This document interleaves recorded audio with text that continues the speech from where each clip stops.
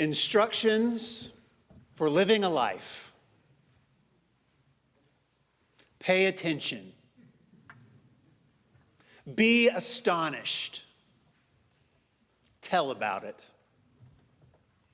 Mary Oliver's instructions could well have been written by my friend Beverly. I'm grateful to celebrate her life with you today. My name is Andrew. I serve as pastor here of Chapel in the Pines, and on behalf of our congregation, welcome. You are welcome just exactly as you are. Just a few notes in terms of our service today. We have a number of beautiful readings by beautiful people. I would just ask that when it is your turn, you come forward to the lectern and introduce yourself. We have several hymns. You are invited, if you are able, to stand and sing. One note on Surely the Presence. It is listed the refrain first. So we'll sing the verse and then go up to the refrain, reverse, and refrain. This is a Presbyterian congregation, so we say debts, but honestly, if you would like to trespass, you go right ahead.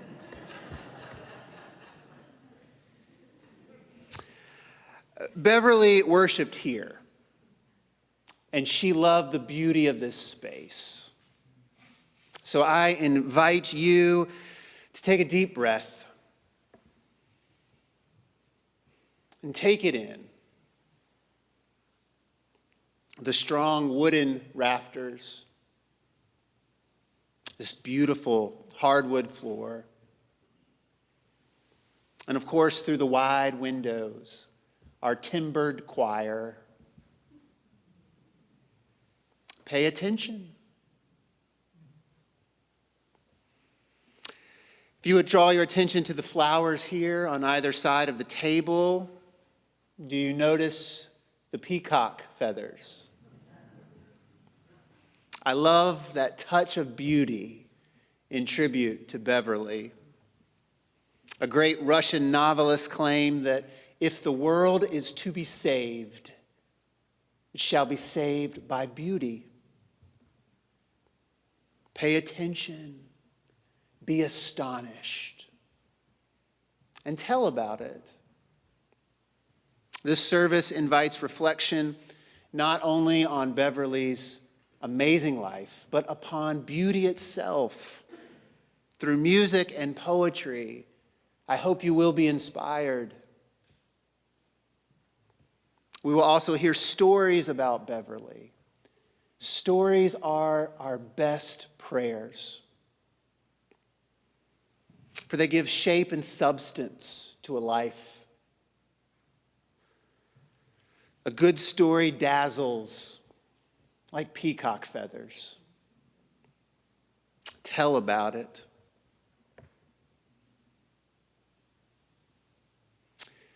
I would just conclude with a few words of comfort. Actually, they're not my words, but from the poet Jane Kenyon. A few lines that Beverly had read at Hugh's funeral.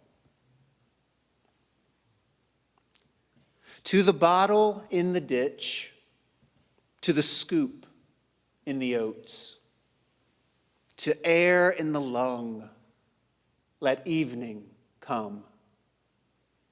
Let it come as it will, and don't be afraid.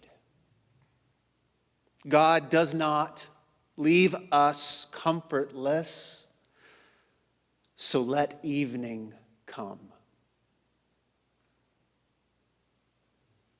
May we view the mystery of death by the light of comfort, faith, and assurance that the light of love still shines. Pay attention. Be astonished. Tell about it. May it be so.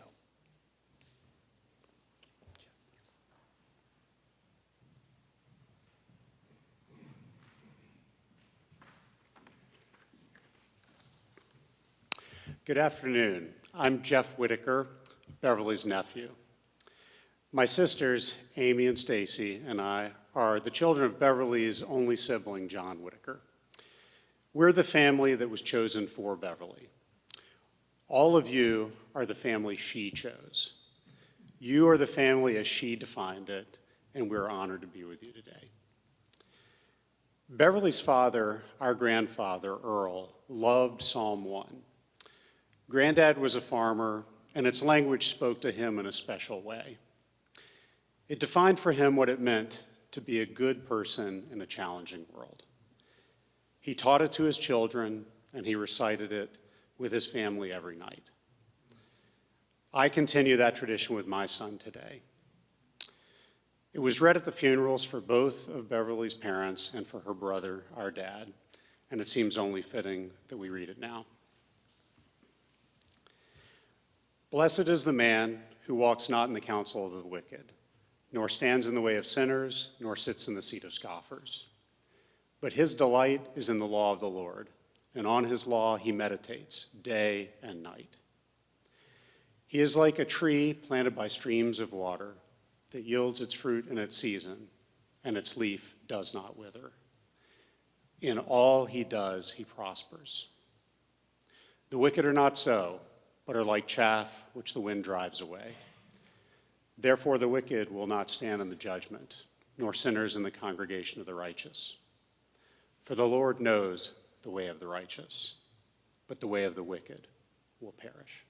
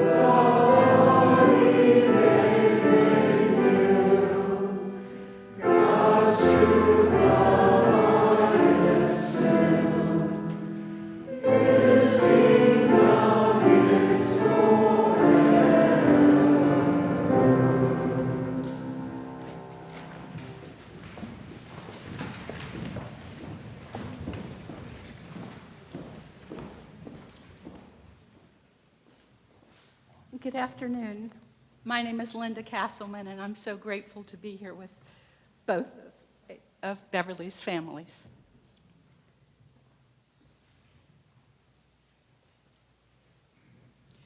From those first days in 1979 as a graduate student who actually prayed nightly never to disappoint her,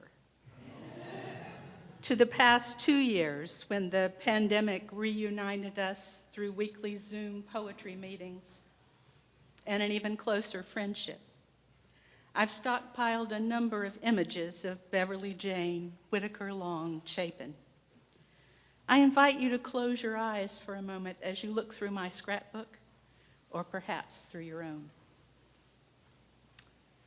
There was a look on her face, not unlike a bout of indigestion, when she lowered her chin and sought a kind way of letting someone know that he may not have made the best performance choices.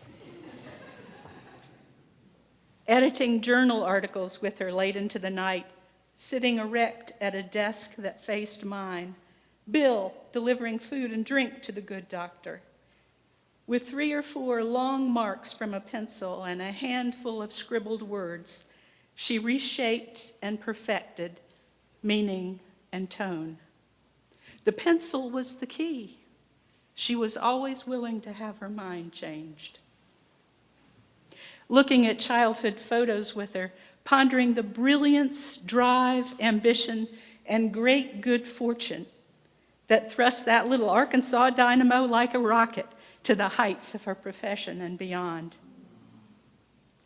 Wondering how she found the 2 most amazing men in the world to marry, relationships based on mutual adoration and equal partnership. She was, in all situations, hospitable, genuine, generous, fun-loving, unless she had some legitimate reason not to be. In more than one snapshot, she hands me a book from her marvelous and infinite library. Surprising as always, a peacock fascinator perched askew on her head during a Zoom meeting, just for fun. Still learning, still seeking new ways to see during those sessions, wise as she already was. With the help of loving caregivers, presenting herself as graceful, capable, well-coiffed, and manicured, even in the days of her greatest infirmity. Independent and powerful and beautiful to the end. Dear Beverly, now we must close our eyes to see you, but we do see, and we will always be looking. After your death. The first time we said your name, you broke through the crust of your grave and rose, a movable statue, walking and talking among us. Since then, you've grown a little. We keep you slightly larger than life size, reciting bits of your story, our favorite odds and ends. Of all your faces, we've chosen one for you to wear, a face wiped clean of sadness. Now you have no other. You're in our power. Do we terrify you? Do you wish for another face? Perhaps you want to be left in darkness. But you have no say in the matter. As long as we live, we keep you from dying your real death, which is being forgotten. We say we don't want to abandon you, when we mean we can't let you go.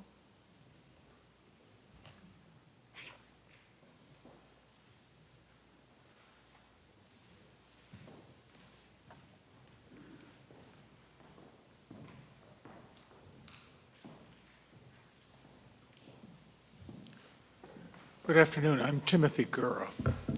I first met Beverly in mid-January of 1973.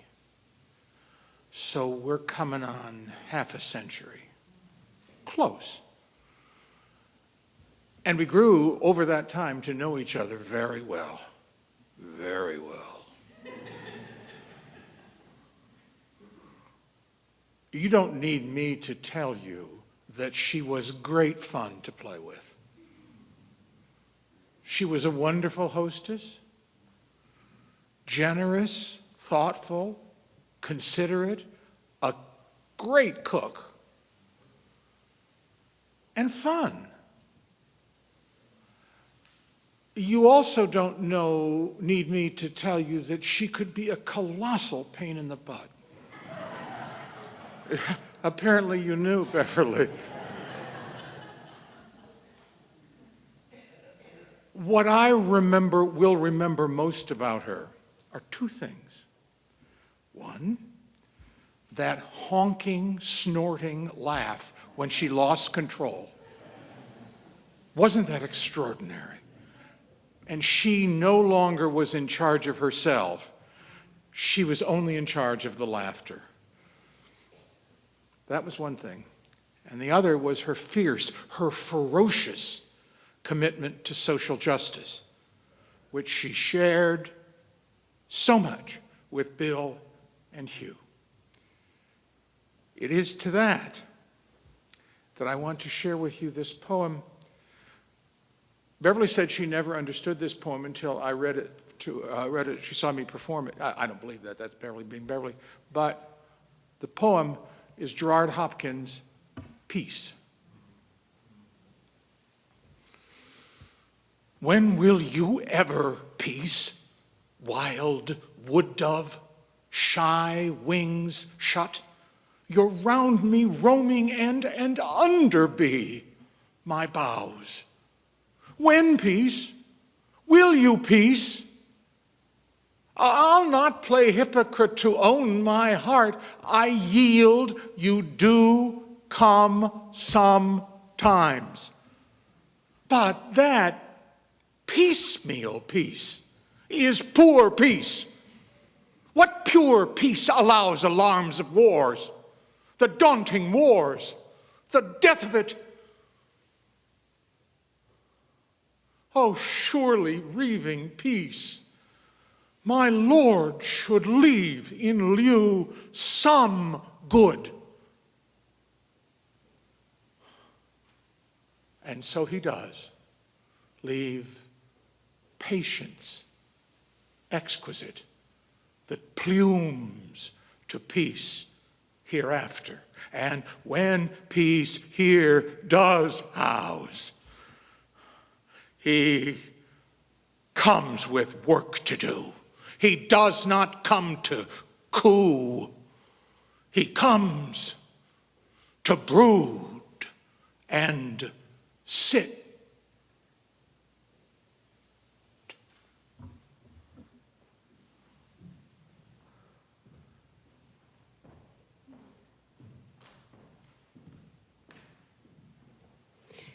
I'm Amy, or Amy Claire Whitaker, one of Beverly's nieces, and this has happened to me before in my life with Beverly, where I have to follow Shakespeare. Like Jeff and Stacy, I have known Beverly my entire life. I was a flower girl in her wedding to Uncle Bill, and I especially remember Beverly's dogs. They were all named for mythological or historical Greek figures. Perry for Pericles, Cassie for Cassandra, Arche for Archimedes, Tina for Athena, Hermie for Hermes. Perry was a heavy breather and shaped like a shag carpet, and Uncle Bill used to feed him sausage balls. Most years growing up, we had Christmas with Beverly and Bill in Harrisburg, Arkansas, at our grandmother's house on Gould Street. Jeff, Stacy, and I played our violins at church while Beverly and Bill would hide presents under the tree, and then we would open them on Christmas Eve. I can still walk through that house in my mind's eye with grandmother's back-to-back piano and upright organ in the corner. Beverly had the front bedroom, which was this dusty, silky mauve with a shalong like the bedroom of a Hollywood Golden Age movie star. That house on Gould Street was a setting for many stories, and we grew up on family stories. Like the time a relative gave Beverly and our dad $20, and our dad bought a cow, and Beverly bought a wool bathing suit that got eaten by moths. Or the time Dad and Beverly and their friend drove from Boston to Niagara Falls and back to Arkansas in Beverly's bottle green Volkswagen Beetle. Or the time Granddaddy gave Grandmother new Revereware pots and pans for Christmas and had every single pot and lid wrapped separately. Beverly and our dad, they both grew up with that capacity for celebration and a sense of occasion. We vaguely knew Beverly was a star academic, but really much more so we knew that she was a force of nature. And I can only speak for myself, but she definitely beat me mercilessly at cards when I was a small child. Her authority was always there at every age. Beverly actually almost didn't go to college. She wanted to marry her high school boyfriend, Jimbo Harris. Our grandmother encouraged Beverly to try college just for a semester, and it turned out she really liked it and eventually got a PhD. And Beverly's scholarly life was full of what I would call colleague friends, deep friendships and collaborations that spanned many decades. I will invariably leave out important names here, but Mary Frances and Mary Strine, Phyllis Gresna, Tim Gura, and so many others, each person a whole world unto themselves. I can still picture Mary Frances moving around Beverly and Bill's home on Airport Road in her stitched-down pleated skirt and Keds, casually reciting an entire Flannery O'Connor short story from memory. And it says a lot that the friends who, with Debbie Slater, took care of Beverly's home after she died, Jay Allison and Tim Cage, had been former graduate students from 30 or 40 years ago. Jay and Carl are in Italy, Debbie Slater is in Switzerland, and Della Pollock is in Scotland. And I think Beverly would have truly loved that they were on those adventures. Beverly took us to theater our whole lives. I saw the original production of Angels in America with her in previews, and if memory serves, the Angel's harness broke.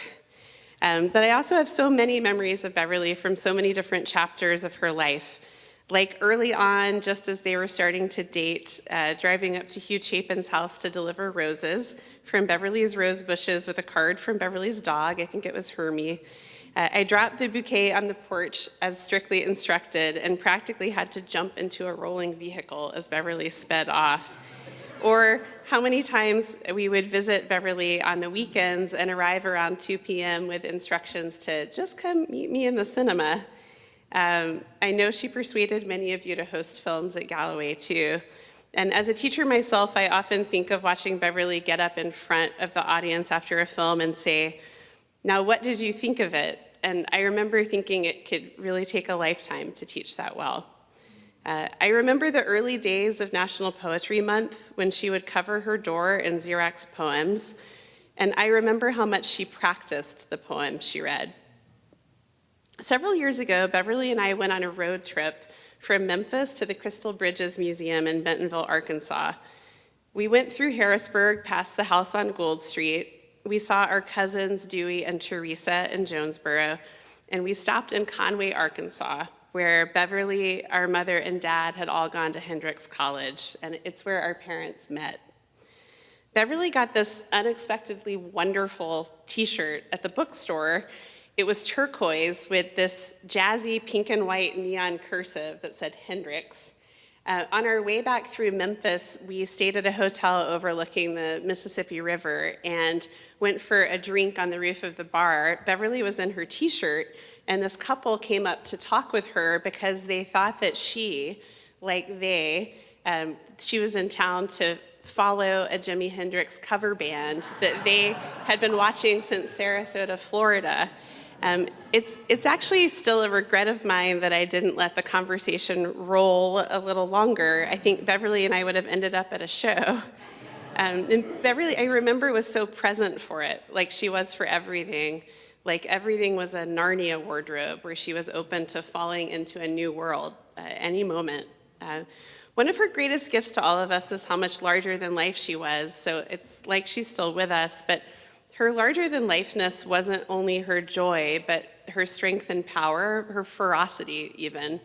There was a scaffolding of duty and service to her spirit and an ironclad belief in how the world should be. I thought of this when I recently came across the funeral oration of Pericles, the namesake of Perry, the shag carpet dog of our childhood. Pericles is celebrating the Athenians who gave their lives for democracy. He is writing about brave men. Athens itself is a she, and Beverly was certainly a city. Pericles says we fight to defend our beautiful lives, the beautiful and elegant homes that keep sorrow at bay.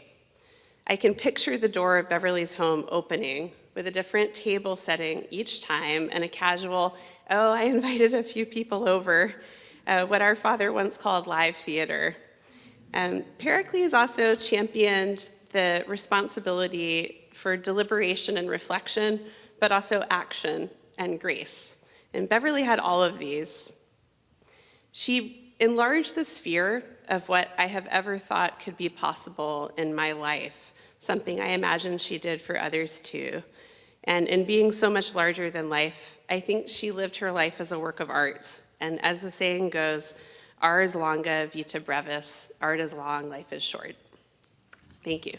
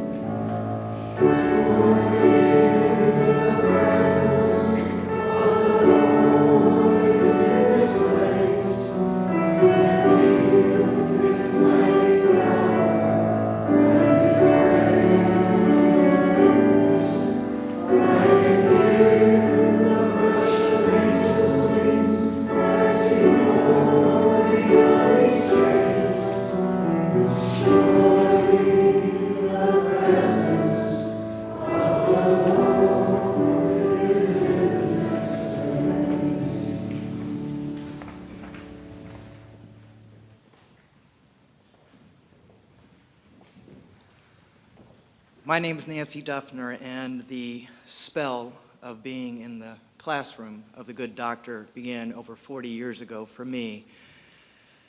And I treasure and cherish the Zoom sessions that Linda and I had with her the last several years. Her spell remains unbroken. On the Death of the Beloved by John O'Donohue. Though we need to weep your loss, you dwell in that safe place in our hearts where no storm or night or pain can reach you. Your love was like the dawn, brightening over our lives, awakening beneath the dark a further adventure of color. The sound of your voice found for us a new music that brightened everything. Whatever you unfolded in your gaze quickened in the joy of its being. You placed smiles like flowers on the altar of the heart. Your mind always sparkled with the wonder of things. Though your days here were brief, your spirit was alive, awake, complete. We look toward each other no longer from the old distance of our names. Now, you dwell inside the rhythm of breath, as close to us as we are to ourselves. Though we cannot see you with outward eyes, we know our soul's gaze is upon your face, smiling back at us from within everything to which we bring our best refinement. Let us not look for you only in memory, where we would grow lonely without you. You would want us to find you in presence, beside us when beauty brightens, when kindness glows, and music echoes eternal tones. When orchids brighten the earth, darkest winter has turned to spring. May this dark grief flower with hope in every heart that loves you. May you continue to inspire us to enter each day with a generous heart, to serve the call of courage and love, until we see your beautiful face again in that land where there is no more separation, where all tears will be wiped from our mind, and where we will never lose you again.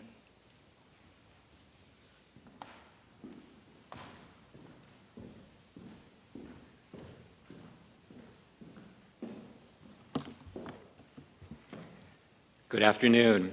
I'm Timothy Cage. A Beverly story. I first heard the name Beverly Whitaker Long in 1981. As a junior at the University of Illinois at Urbana-Champaign, I'd taken a thrilling oral interpretation class with Joanna Maclay and was cast in a chamber theater production of a Henry Fielding novel, Joseph Andrew, adapted and directed by one of Professor Maclay's graduate students. Another of her grad students, Ralph Kennedy, was also in the cast. Ralph had left Chapel Hill a year or two before, where Dr. Long's oral interpretation class had thrilled him. Ralph had Beverly stories to tell. I graduated from University of Illinois in 1983. Living and working in Chicago in 1984, I returned to Urbana-Champaign to seek Professor Maclay's advice about where to pursue my MA in a field that would be called, eventually, performance studies.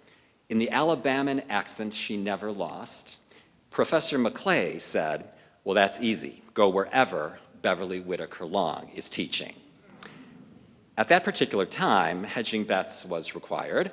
I sought acceptance from LSU, where Beverly was being wooed, and UNC, where Beverly ultimately decided to stay. During the 1984 National Speech Communication Association meeting, conveniently set in Chicago, 2 blocks from where I was working, I found myself on a Saturday night dancing at a club aptly named Paradise with a clique of U of I and UNC former, current, and future communication grad students, including Ralph, including Steve Athanasius, and Jay Allison. More Beverly stories. In fact, here's an excerpt of a poem by Steve written for a 1996 National Communication Association program cum celebration about the work of Beverly Whitaker Long. I may have first heard some version of this Beverly story that 1984 night. How you danced elegantly that line between hospitable and hard. The seminar group sipped fresh squeezed orange juice, ate your fresh cornbread, scooped cheese grits from the casserole dish, then moved out to the patio in the lovely Carolina spring air, scented by dogwood and magnolia, where you told us of our final papers. To evaluate without first describing what is there is the height of conceit. We hung our heads, then returned inside for iced tea and a warm summer send-off. With Beverly's decision and my destination settled some months later, I made my way from Chicago to Chapel Hill early in the summer of 1985 to find a place to live. I'd arranged to visit campus to meet some of the other oral interpretation grad students for the first time in Bingham Hall, the speech communication department's home. Across the hall from the grad students' bullpen, Beverly was in her office. I could meet her for the first time, too. The door to her office was ajar. A yellow Post-it noted, "busy," one word written in what I would come to know as Beverly's elegant script. Well, what I didn't know then. With temerity, I knocked on the open door, probably right on that yellow Post-it, poked my head inside, and introduced myself. I do not recall anything we said to each other, although I suspect I may have learned exactly what a Post-it with the word "busy" written on it, stuck to a door, signified. What I do remember, Beverly was wearing blue bell-bottom slacks from the 1970s and a top with irregular vertical stripes repeating colors of the rainbow with an overall impression of brilliant, vibrant yellow and orange. How and why I remember what Beverly was wearing the first time I saw her in person is another story for another time. Unbeknownst to me back then, just 3 months before I met Beverly at her office in Bingham Hall, she delivered in Winston-Salem for the Southern States Communication Association a speech entitled "Stories About Stories."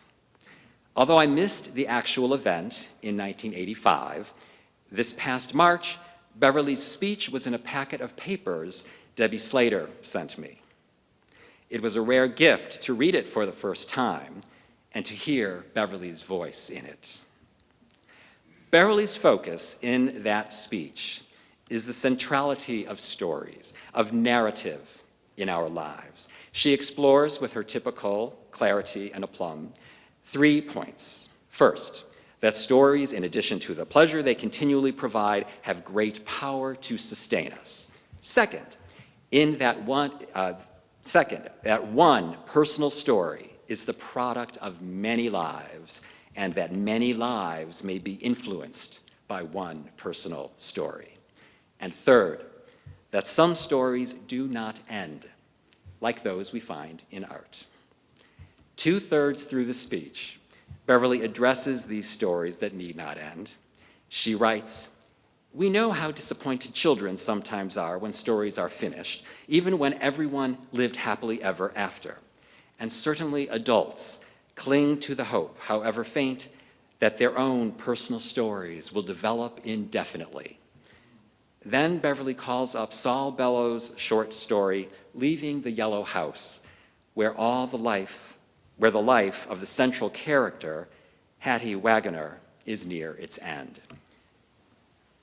Hattie, somewhat aware of this possibility, says, "I'll die and end, dead as that lilac bush." Then she thought that there was a beginning and a middle. She shrank from the last term. She began once more, a beginning. After that, there was the early middle, then middle, late middle, quite late middle. In fact, the middle is all I know, the rest is just rumor. Tomorrow, she promised herself, I'll think again. I'll work it out for sure. Beverly, always aware of the possibility, as well as the probability and the certainty, then notes, that is the end of Bellow's story, but it is not the end of Hattie Wagoner. Beverly's point, Hattie's story is suspended in art. Her life is arrested in art and will come just that close to ending every time a reader picks up Bellow's story.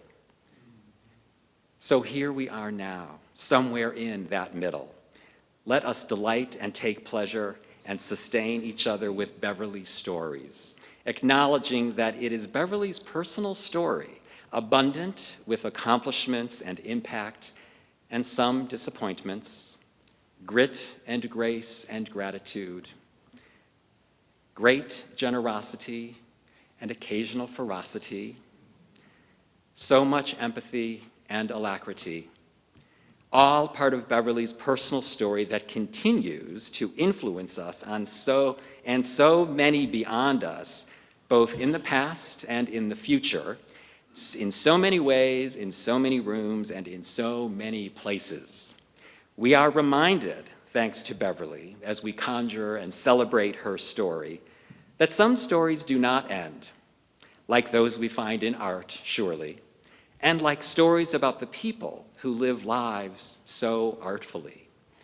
And this one person in particular,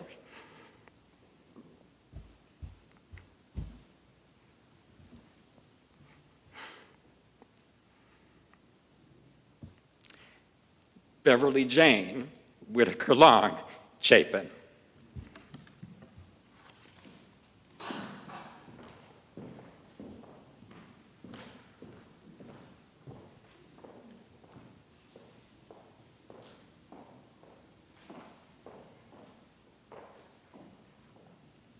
Hello, my name is Mary Heaton, and I'm delighted to be here, and I love hearing all the wonderful stories about Beverly. I'm learning so much, both from her early years and now.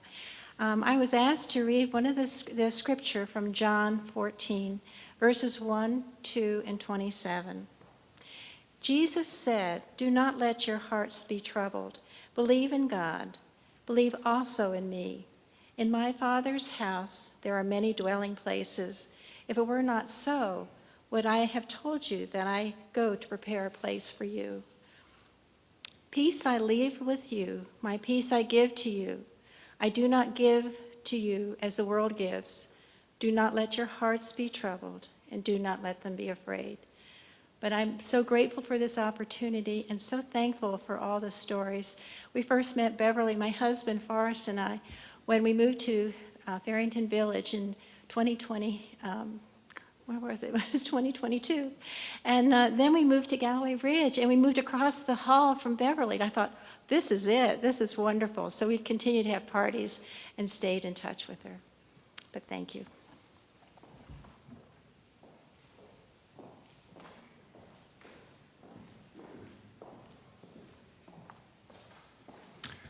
Hello, I'm John Capecci, another forever grateful former graduate student of Beverly's, and this is a reading from the book of Romans. I consider that the sufferings of this present time are not worth comparing with the glory that is to be revealed to us. No, in all of these things we are more than conquerors through him who loved us. For I am sure that neither death, nor life, nor angels, nor principalities, nor things present, nor things to come, nor powers, nor height, nor depth, nor anything else in all creation will be able to separate us from the love of God in Christ Jesus our Lord.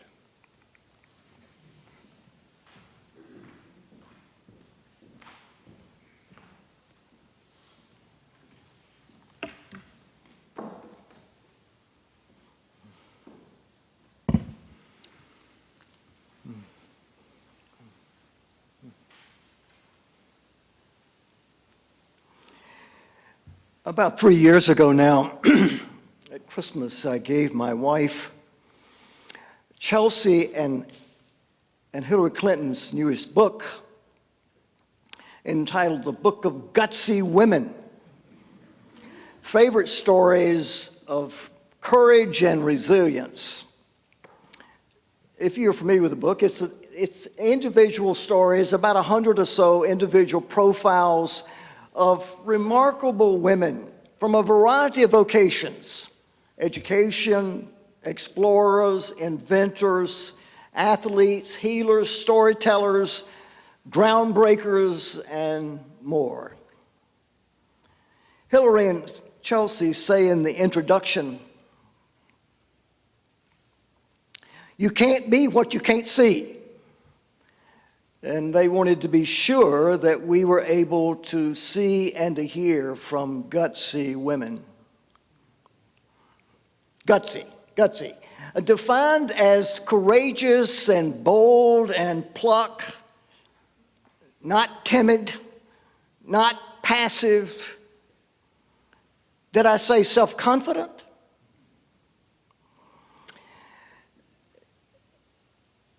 You know, it was the words of Ann Richards, who's in that profile, or one of the profiles in that book, that reminds us, if you give us a chance, women can perform.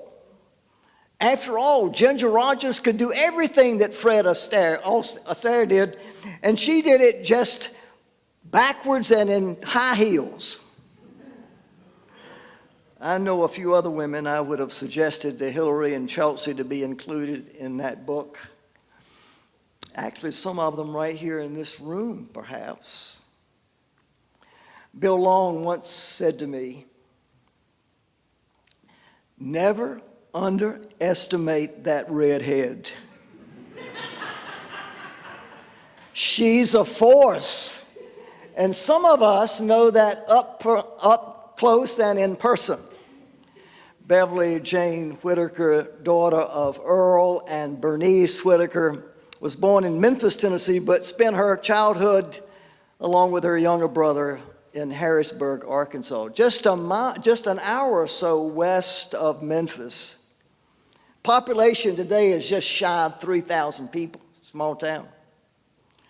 Beverly remembered fondly growing up in that little community, and particularly that little Methodist church that was important to her family. It was not surprising to me that when she graduated, she went to Hendrix College, affiliated with the Methodist Church. It was a popular school for Midwestern rural young men and young boys, young men and women. I checked, and when it started, it was a primary and secondary school. Then it added a college curriculum, and the first graduates from the College of Hendrix, 3 women with the degree, all of them the same degree, Mistress of English Literature degree. Mistress of English Literature, Professor Flora. Beverly earned her BA from LSU, and then her BA in Speech and Drama from Hendrix, and then went to LSU for her master's and PhD, and then she pursued a lifelong passion of hers of education in the fields of communication and drama and speech and English.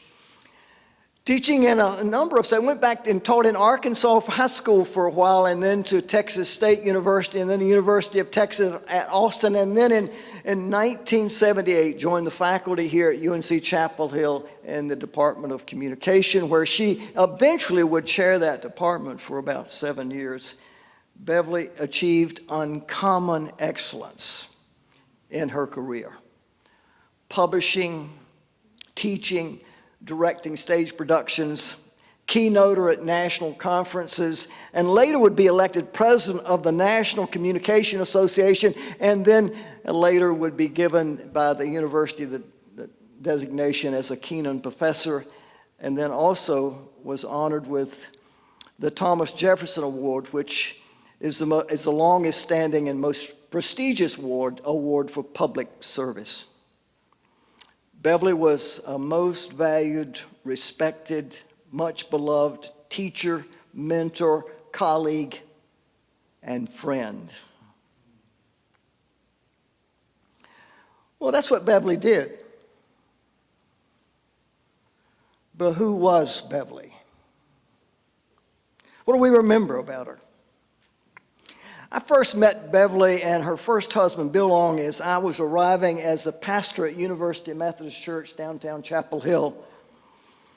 And it didn't take me long to learn as I engaged with them in the classroom, in the hallway of the church, and sometimes in their home, that these were two remarkable human beings, engaging and wise. Bill was a faithful choir member. And I began to suggest to places around the church to give Beverly an invitation to be a leader. In the next 12 to 15 years, Beverly Long served the majority of the key leadership positions at University Methodist Church, including the chair of the Personnel Committee, which hires and evaluates and develops the staff of the church, including the clergy. They don't hire them, but they certainly give us their opinion. And then she became the lay leader, which is the top lay leadership position in the life of the United Methodist congregation. Alongside that, she was a Stephen minister, which she was trained to be a Stephen minister so that we could assign her to people going through trauma or change or loss for 6 months to 2 years. Didn't we describe Gutsy as not timid and not passive? I remember once discussing with Beverly back in the early 90s it was, that I was having more and more conversations with students and the parents of students about their own sexual identity. I had a conversation with Beverly about that, and she said, as you might imagine, we need to provide a safe space for them to tell their story. We then began to talk about that initiative in various leadership circles, and eventually we had a full-week forum on human sexuality, in particular homosexuality, and the fellowship hall was absolutely packed. Presenters who were students and parents and therapists and theologians. And I've often wondered recently, if you've been downtown lately, if maybe that was the beginning of those multicolored doors on the front lawn of University Church that now say, all are welcome. In those days, the lay leader of the church was expected to preach in the fall. Laity Sunday, they called it. Well, when Bev was a lay leader, she informed me in the summer, she said, Bill, I'm not going to preach. Well, when Beverly announced what she was going to do, you usually said, okay. So she said, I'm not going to preach, but I'll be there and I'll introduce the speaker. And I'll get someone. I'll get a replacement. I said, okay. So in the early fall in September, she announced to me, said, I have somebody to preach, and I'll be there to lead the service and introduce the speaker. He's a colleague from the campus. He's actually an ordained preacher. It's Baptist, but he's ordained. He's African American. And I said, well, what is his name? She said, his name is Michael Eric Dyson. Many of you know him. Now he's a pundit on MSNBC and CNN and a professor at Vanderbilt University. I decided I better not take that Sunday off. That I better sit in the congregation that day just in case. And so I sat, and Michael, as you might imagine, preached a powerful and prophetic sermon. But it didn't all fall on welcoming hearts and minds and ears. Actually, one of my all-time not favorite, allies, not an ally at all, sought me out in the hallway after the service and called me a name that I hadn't been called before and haven't been called since, thankfully. You know, in the South, they sometimes call it's a derogatory name we give to an offspring of a union without the benefit of clergy. You understand what that name is, don't you? Yeah, Beverly, as it's said about the late Congressman John Lewis, Beverly could get you into some good trouble. Gutsy in her generosity, bold, inclusive, passionate, and attentive. Many of us, as already been referred to here, have been guests at her home, at her condo, and I don't know, every time I would go, I'd knock on the door and I'd ring the bell, and Bev would come. She'd leave folks standing wherever their house was full. She would leave and come and greet you and welcome you warmly, and then carry you around and introduce you to everyone else as if you're the most important guest who's just arrived. A quintessential host. I remember planning a mystery trip for my wife's 50th birthday. And I was telling Bev about it, and she said, "Where are you going?" I said, we're going to New York City. She replied, "How can I help?" I said, "Bev, I think I got it. I think I've got it. I've been around a while. I think I can handle this." She said, "No, how can I?" She says, "What is your flight number? What's your airline? And when are you arriving?" I gave her that information, didn't think any more about it. So we got to New York City and got off the plane, and we headed down to the baggage claim and got down there to the conveyor. And there was a gentleman standing over there, a tall gentleman with a dark suit and a hat on, and a sign up. It says, "Mrs. Irene Gaddis, over here, please." Generosity. Generosity. How can I help? How can I help? I heard her ask that again one morning at my home. My mom had died late that evening. Actually, it was early morning, and Bev had gotten the word, and so by 9 o'clock, she arrived at my home. I went to the door, and she said, "How can I help?" I said, "Bev, I don't have a clue. I don't really have a sense of what you can do." And she said, I know. You give me the names and the phone numbers of everyone that you want to know that your mom has died, and I'm going to call every one of them right here now, and you won't have to repeat that over and over again. How can I help?" Gutsy with her generosity. Yeah, again, a few years ago when I was serving as executive director of a leadership academy in Raleigh, and we wanted to do a festival on homiletics for preachers to be better preachers. We wanted to teach them how to tell stories. So a board member who's also a friend of Beverly's and we made an appointment to go see Beverly at Galloway Ridge, and we told her what we wanted to do, our vision, and how we wanted to help preachers be better storytellers, and she said, "How can I help?" And we left that afternoon. She wrote us a generous check that helped fund that festival, despite the fact that I knocked over accidentally two glasses of red wine on her white carpet. Oh, man. After Bill Long's death, Beverly chose to relocate to Farrington Village, where she made a whole host of new friends. I still remember her talking about that first dinner party when she met Hugh Chapin for the first time, and she was smitten. She was smitten big time. He was warm and winsome, highly connected to the Farrington community, actually was a founding board chair of the Galloway Ridge, I think, which helped develop that campus. They shared many things in common: travel, art, music, entertainment, generosity, philanthropy, books.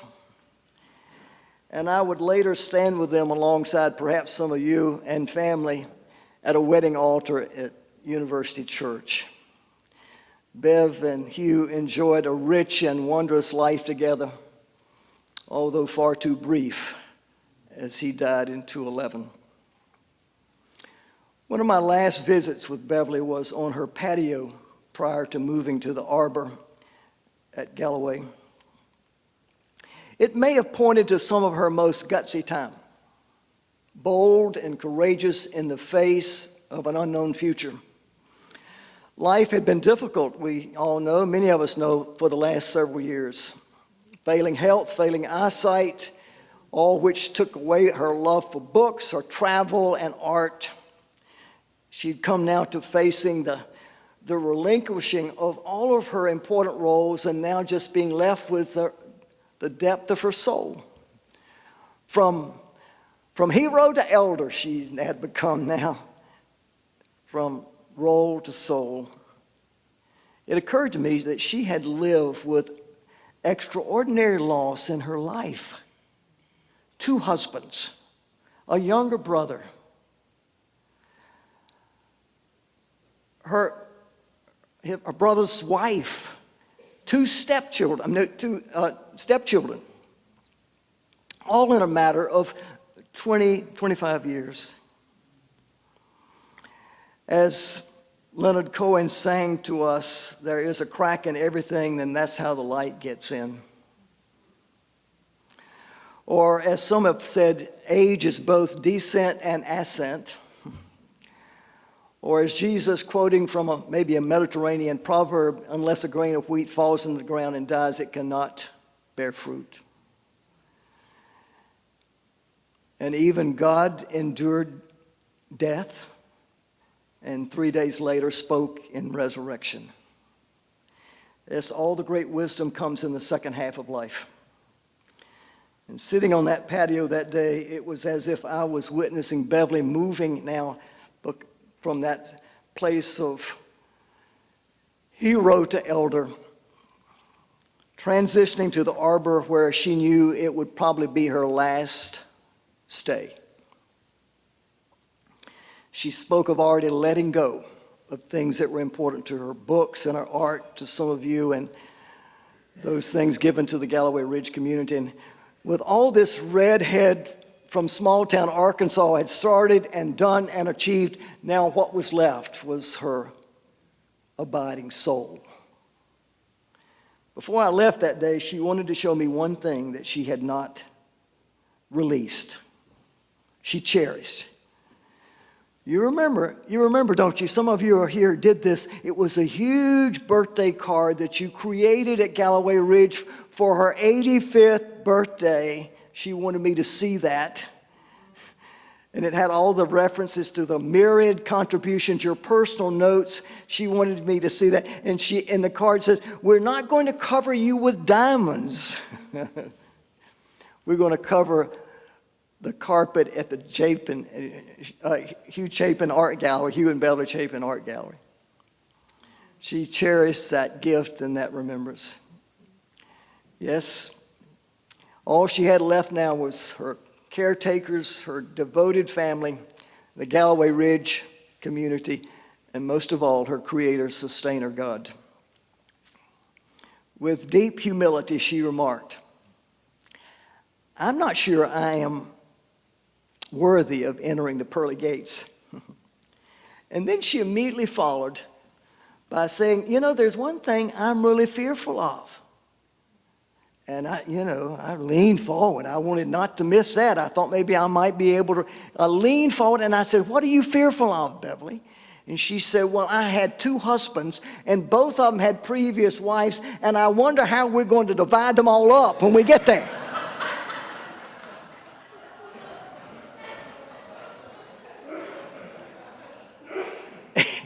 And we both broke out in laughter.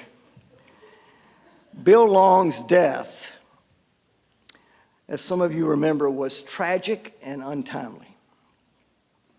Struck in the back of the neck by a melting sheet of ice off the Blockbuster store at Eastgate as he was returning videos, rented movies, to Blockbuster. Bill lays in UNC Hospital, severely injured, unconscious, and on a ventilator for about 2 weeks or so until his death. After his funeral, Bev came by to see me and said she was still uncertain as to whether she was going to go to Wrightsville Beach or not. Wrightsville had been a place that Bill and Beverly would go at spring break each year, coinciding with the students being gone. And a few days later, she just said, I'm not sure I'm going to go. But a few days later, she called me. She said, Bill, I'm going alone. I just want you to remember me. After she'd been home for a couple of weeks from the beach trip, she called and said, can I come by and talk to you? I said, sure. So we made an appointment. She came by the office at the church. She said, I want to tell you about something that happened while I was at the beach. I said, okay. She said the condo is not really right there on the beach. It's a little bit removed, and I'm on the 3rd floor. And so one afternoon I was sitting in my chair in the bedroom reading, and all of a sudden I looked outside these sliding doors to the deck out there, and there was a seagull out on the rail of the deck just sort of staring at me. I thought it was it didn't seem to be fearful. He just seemed to be staring in. I thought it was a little odd. And then after a bit, I got up to go into the kitchen to get a glass of water, and when I was getting the glass of water, I looked out the French doors there, and that seagull had walked down the railing looking back at me in the kitchen. I got my water and went back to the bedroom to continue the book, and I was reading, and then I decided I just looked up, and I looked out, and there was that seagull across on the rail looking back at me again. And then she paused, and she said, you know, Bill, I'd been praying that God would give me some epiphany, some sign that Bill Long was all right and okay. And that afternoon, I got a sign, and I was visited. And at that point, we just sat in silence amid our tears. I can tell you, 30, 35 years ago, I would have just dismissed all of that as some hocus-pocus psychological mumbo-jumbo. Not anymore. Bev experienced what many of us know about death and life after death. It's a mystery. When the first century Christians were trying to understand and explain the empty tomb of Jesus and the resurrection, they brought to the witness stand, the most credible witness in the first century. His name was Paul, the Apostle Paul. And they said to Paul, can you tell us about the empty tomb and the resurrection? And Paul replies, behold, I tell you a mystery. And wait a minute, Paul, you're the best we got. You got to tell us about the resurrection. And he says, behold, I tell you a mystery. We shall not all sleep. Just as there is a physical body, there will be a spiritual body. And ever since then, we've tried to explain the mystery of death in metaphor and lyric. Those African American slaves in the deep South put it to refrain. Swing low, sweet chariot, coming for to carry me home. I looked over Jordan, and what did I see but a band of angels coming after me? And Emily Dickinson, that 19th century American poet up in New England, confounding those Puritans, imaged death as a gentleman caller, because I could not stop for death. Death kindly stopped for me, and the carriage held but the two of us and immortality. And then T.S. Eliot, in my end is my beginning. But for us Christians, Jesus perhaps says it best. In my Father's house are many rooms, and I go now to prepare one for you. And on February 6, 2022, quietly and peacefully, Bev went to sleep in the room at the Arbor. But when she woke up, she was not in that room. Behold, I tell you a mystery. Bev has lived, Bev has died, and by the grace of God, Bev lives again. Thanks be to God.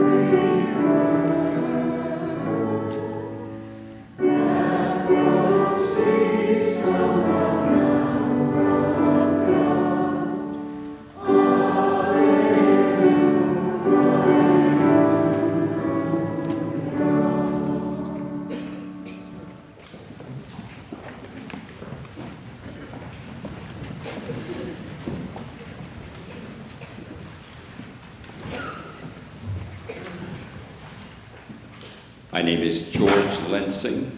I'm going to read to you a poem by an Irish poet named Seamus Heaney, whose name I imagine will be familiar to some of you here. He was born and reared in Northern Ireland as a member of the Catholic minority during the time of the Troubles in that troubled land.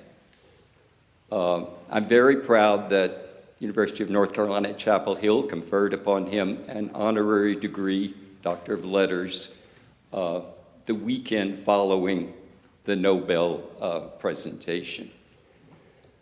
And I say this because over the course of that weekend, Beverly hosted a brunch in her apartment in honor of Seamus and his wife, Mari Heaney. I treasure a photograph I have of Beverly, the poet, and his wife seated in her apartment. So I've chosen this poem called A Kite for Aveen. It's a brief poem. And as I read it, I would just like to invite you to think of the kite as somehow symbolically attached to Beverly herself. And the person who is unspooling the string of the kite as Seamus Heaney, as he is in the poem. And then all of the friends and family that are gathered around them there as us. Aveen is the name of his very young granddaughter. It's an Irish name. A kite for Aveen. Air from another life and time and place. Pale blue, heavenly air is supporting a white wing beating high against the breeze. And yes, it is a kite. As when one afternoon all of us there trooped out among the briar hedges and stripped thorn, I take my stand again, halt opposite Anahorish Hill to scan the blue. Back in that field to launch our long-tailed comet. And now it hovers, tugs, veers, dives askew, lifts itself, goes with the wind, until it rises to loud cheers from us below. Rises, and my hand is like a spindle unspooling the kite, a thin-stemmed flower, climbing and climbing, carrying farther, higher. The longing in the breast and planted feet and gazing face and heart of the kite flyer until string breaks and separate, elate, the kite takes off, itself alone, a windfall.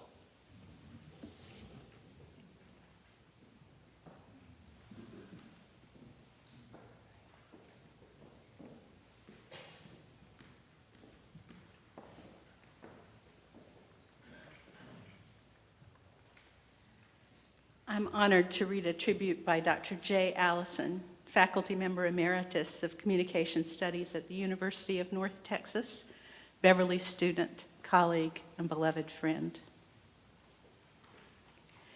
The first book Beverly assigned in her graduate seminar on literary theory and criticism was a slim volume by Richard McGuire entitled Passionate Attention. McGuire chose this phrase, borrowed from W.H. Auden's inaugural lecture as professor of poetry at Oxford, as his title because he sees, quote, the acts of living and of reading and studying literature as having value only if they are motivated by love, end quote.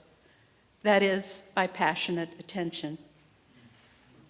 Given McGuire's definition, I can think of no better phrase to capture Beverly's attitude, certainly toward reading and studying literature, but also toward life in general. Beverly was a woman who was passionate in her attention to many things, poetry certainly, particularly the marriage of content and form in a well-crafted poem. Art, poetry inspired by art, travel, a good recipe, Southern fiction.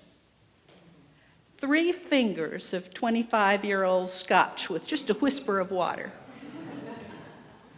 Making introductions to people who should know one another. Fine wine, curating dinner parties, friends. I count myself fortunate indeed to have been included in that final category. Over the past 45 years, Beverly was many things to me. She began as a distant figure of awe and over time became my teacher, advisor, mentor, and ultimately my dear friend. In each of these roles, I was blessed to bear witness to her passionate attention toward life, the beauty she found, and the pleasure she took in its most profound and its most mundane elements. Over the years, she taught me many things, but none more profound than the importance of adopting this attitude toward life. Consequently, it's hard for me to think of her as gone, because she has been, is, and will be with me always. She was with me in spirit on my first trip abroad when I stood in the presence of my first Monet in the Musée d'Orsay in Paris. The experience was richer because of Beverly. I could appreciate the profundity of that moment even more because as I stood there, the first lines of Liesl Mueller's Monet Refuses the Operation leapt to mind. Doctor, you say there are no halos around the streetlights in Paris, and what I see is an aberration caused by old age, an affliction. I tell you, it has taken me all my life to arrive at the vision of gas lamps as angels, to soften and blur and finally banish the edges you regret I don't see, to learn that the horizon does not exist, and sky and water, so long apart, are the same state of being. I'm unable to be with you today for this celebration of Beverly's life because I'm in Venice on a long-planned vacation. She would want me to be there, and will most assuredly be there with me too, as I take in the beauty of St. Mark's Square and the Basilica and raise a loving glass in her memory. To Beverly.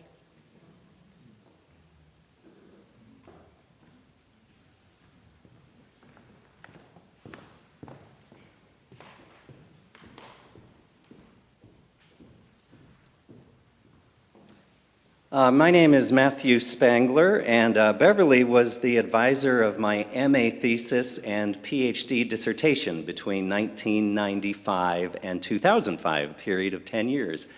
Takes a while to get a PhD. She was my advisor, my mentor, and inspiration, and friend. Today, I'm a professor of performance studies at a university in California.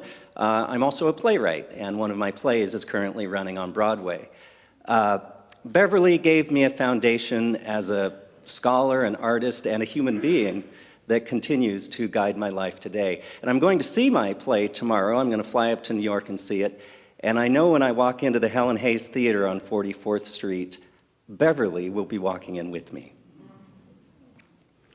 I have a short reading for you. In 1997, I did a one-man show under Beverly's guidance of James Joyce's Finnegan's Wake. That's Joyce's final book. The show was about 30 minutes long, so if you can bear with me, I'm going to do about 20 minutes of it here. No, I'm joking. Come on. I've got 1 minute for you. The last minute of the book and the last minute of what was the play, which is also in your program. But just to set this up, the speaker of this passage is the River Liffey, which is flowing through the center of Dublin and mixing with the ocean. And when she does that, it's a female in the book, when she does that, she passes away. So these are her final thoughts as she mixes with the ocean. But for those of you that know the book, and I know some of you here do, the final sentence of Finnegan's Wake matches up with the first sentence. So while it's a meditation on death, it's also something of a metaphor for everlasting life. This is the end of James Joyce's Finnegan's Wake. First we feel, then we fall. And it's old and sad and old and sad and weary. I go back to you, my cold father, my cold, mad father, my cold, mad, fiery father, to the near sight of the mere size of him. The moils and moils of it, moan and onaning, makes me sea salt sick, and I rush, my only, into your arms. I see them rising. Save me from those terrible prongs. 2 more, 1, 2, Mormons more. So, my leaves have drifted from me. All. But one clings still. I'll bear it on me to remind me of so soft this morning hours. Yes, carry me along, Taddy, like you done through the toy fair.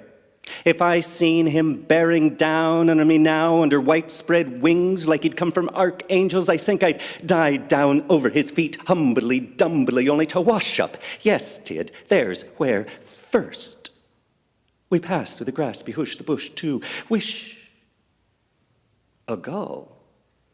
Gulls. Far calls, coming far, end here. Us then, fin again, take. Boost softly, me more me, till thousands thee. Lips. The keys, too, given. Away alone, alas, loved, along the... Thank you.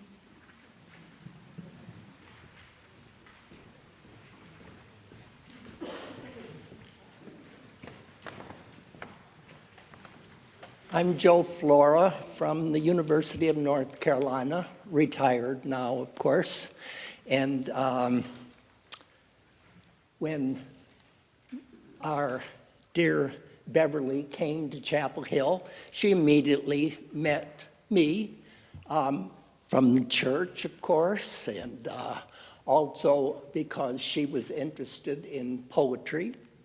And right away, she got things going. And the department, when I arrived at Chapel Hill, speech meant speech. And for Beverly, poetry needed to get into it, and he did. So the poem that I am going to read is one that she loved, but it tells a lot more about her because the poetry grew up not from this there that I'm going to read,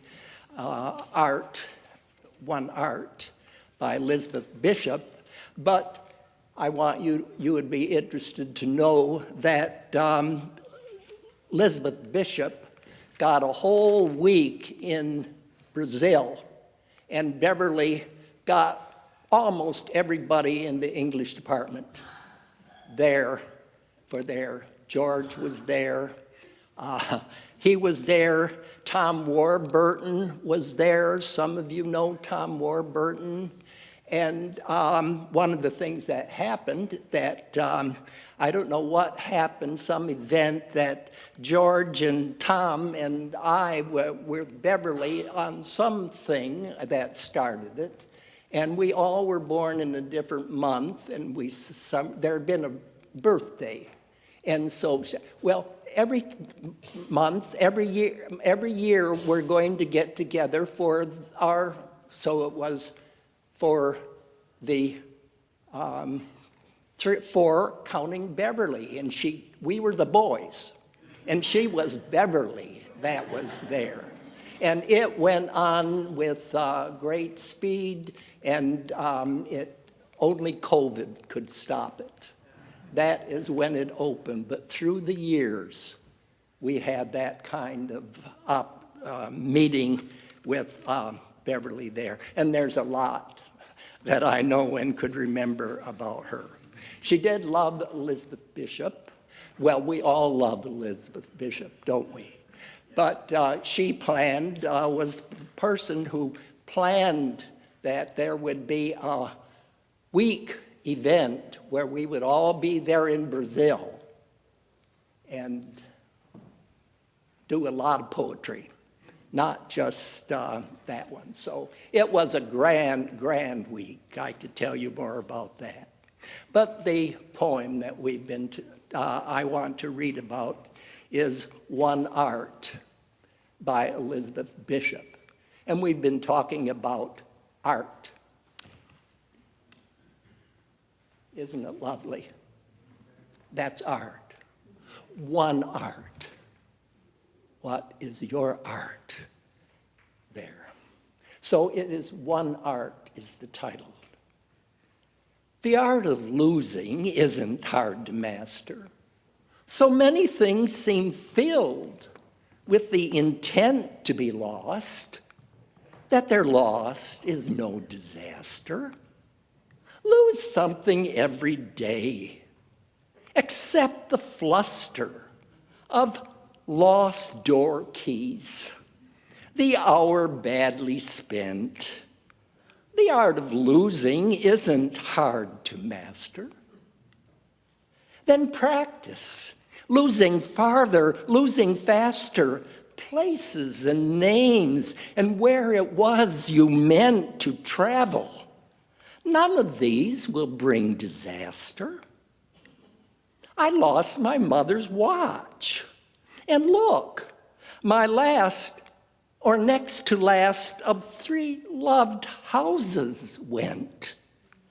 The art of losing isn't hard to master.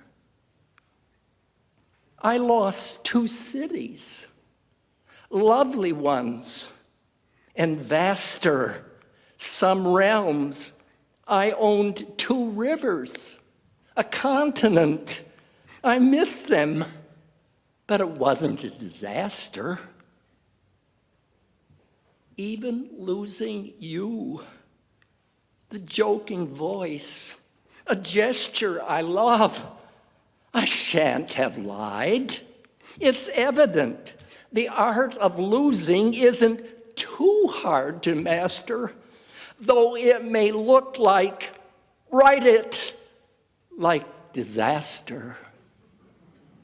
Now, she's doing a lot in that poem, and Beverly would react to it, and it has to do with what we have been talking about, to do the art of losing. One of our colleagues, Marion wrote another art, and she began hers. The art of finding isn't hard to master, that we pick up things and lose, and she does it the other way. But Beverly would understand the poem, and Elizabeth Bishop would too about the poem, because with the lost and where you came and how you are going to do it, it is the art of that. And losing someone, and of course, the person in the poem has loved a beloved one. And where's our strength? And go from there. And the art does help. The art does help. Thank you.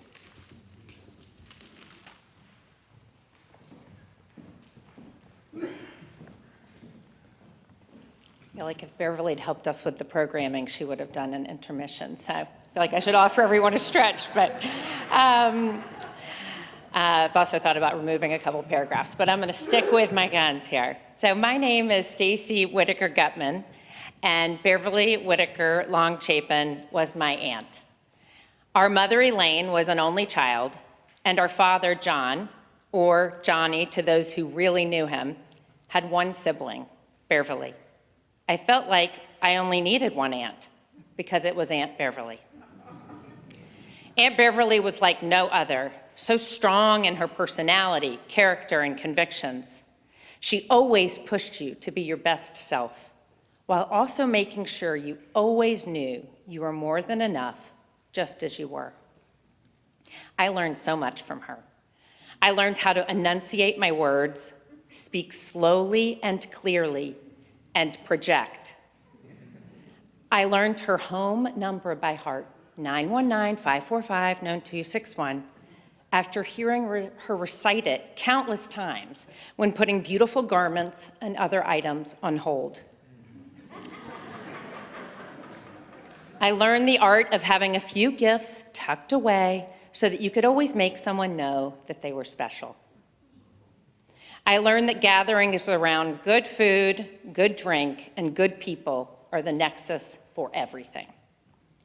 The quilt of Beverly's friendships and community was a true work of beauty, carefully nurtured and cultivated. Beverly so generously shared all of her friends with each other and her family. I always told her how much I loved knowing her special people as well as I did and do today. While Beverly was a larger-than-life figure to me growing up, I especially loved all the time I got to spend with her in my adult life.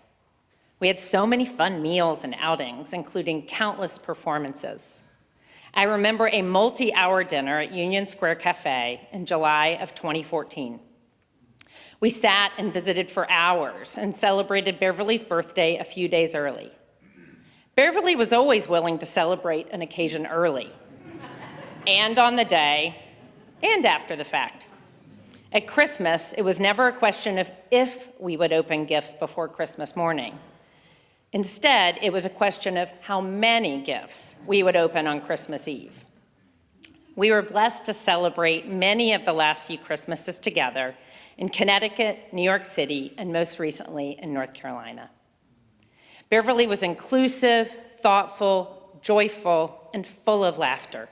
She believed in fairness and standing up for what is right and advocating for people who needed extra support and lifting up.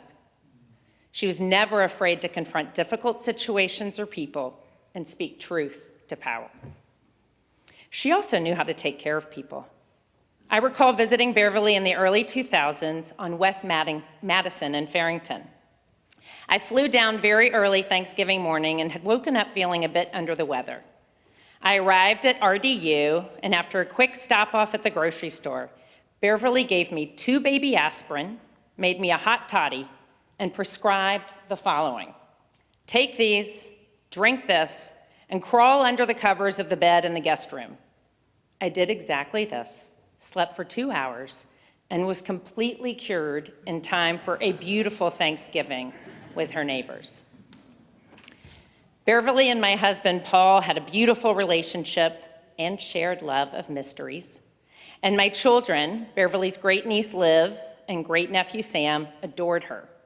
Aunt B, as they called her, was always interested in what they were pursuing, loved taking them to theater in New York City, and most recently, discussing Liv's 4th grade play, Mary Poppins, with her, and seeing Sam in action in his pirate costume she had gifted him for Christmas.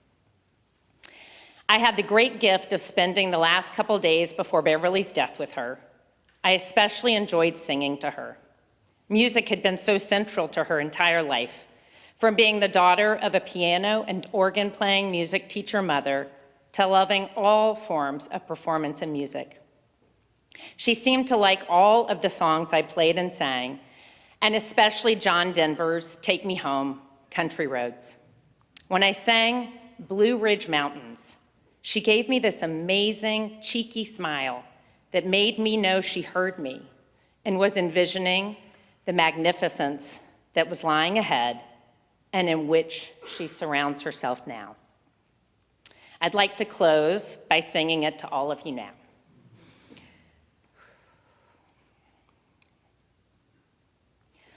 Almost heaven, West Virginia, Blue Ridge Mountain, Shenandoah River. Life is old there, older than the trees, younger than the mountains, blowing like a breeze. Country roads, take me home to the place I belong. West Virginia, Mountain Mama, take me home. Country roads. All my memories gather round her, modest lady, stranger to blue water, dark and dusty, painted on the sky, misty taste of moonshine, teardrop in my eye. Country roads, take me home to the place I belong. West Virginia, Mountain Mama, take me home. Country roads. I hear her voice in the morning hour, she calls me. Radio reminds me of my home far away. Driving down the road, I get a feeling that I should have been home yesterday. Yesterday, country roads, take me home to the place I belong. West Virginia, Mountain Mama, take me home. Country roads, take me home. down country roads. Take me home, down country roads.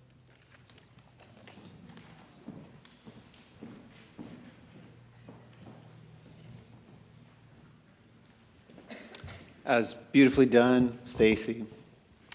You know, if you're in West Virginia and you hear that song, you're supposed to stand. Did you know that?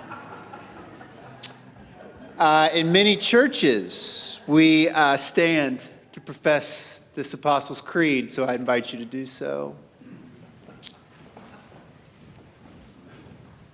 And ask you, oh church, what do you believe? I believe in God the Father Almighty, creator of heaven and earth. I believe in Jesus Christ, his only Son, our Lord, who was conceived by the Holy Spirit, born of the Virgin Mary, suffered under Pontius Pilate, was crucified, died, and was buried. He descended to the dead. The third day he rose again. He ascended into heaven and is seated at the right hand of the Father, and will come again to judge the living and the dead. I believe in the Holy Spirit, the holy universal church, the communion of saints, the forgiveness of sins, the resurrection of the body, and life eternal. Amen. Please be seated. If you would join me in heart and mind, and then in the Lord's Prayer together. O holy poet, word eternal. The verse reads that there was evening, darkness comes, dusk to night, and grieving, we feel deeply what it means to be human, to love what is mortal, and then to let it go. Our small hands cannot hold life beyond the days that are given. Yet though the fever of life will end, your beloved, he took it up again and danced from the tomb that glad morning when earth and heaven ringed with praise. This is our story of amazing grace. Now we commit to thy tender mercy, Beverly Jane, Whitaker Long, Chapin. Acknowledge, we pray, a sheep of your flock, a peacock, bold and bright, passionate attention, a child baptized into the covenant and beloved before the world began. Welcome her into the land of light, where there is neither weeping nor sighing, for death itself has been swallowed up in triumph. Until that dawn when we too are brought up, joining Beverly and all the band, marching with the saints at last. Give us comfort, ease our troubled minds. The blessed peace that shall surpass even the mystery of death. Let evening come, for you do not leave us comfortless. In story, song, and silence, there is love, the expansive love of widest worth, high heaven kingdom come on earth. Now make us one with people of faith who across time and space have prayed what your beloved Son taught us to pray. Our Father, who art in heaven, hallowed be thy name.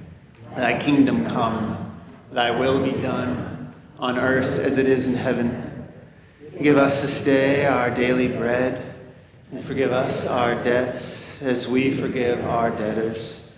And lead us not into temptation, but deliver us from evil. For thine is the kingdom, and the power, and the glory forever. Amen. Amen. Amazing grace.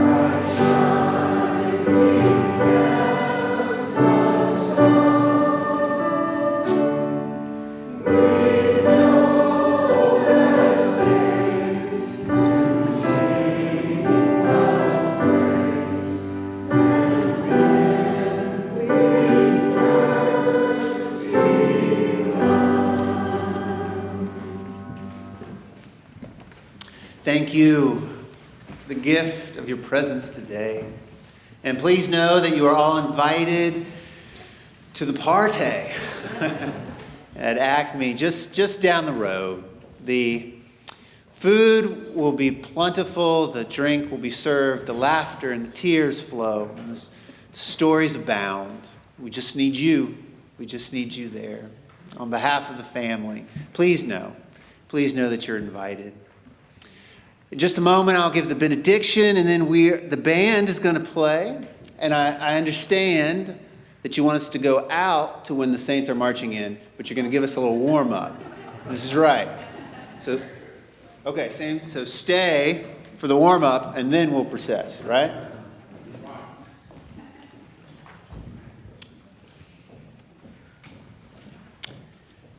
May the Lord bless you and keep you. May the Lord's own crucified, risen light shine upon you and be gracious to you. And may the Lord's presence be upon you, give you the peace that surpasses all understanding, guarding your heart and mind in Christ Jesus, now and forever. May it be so.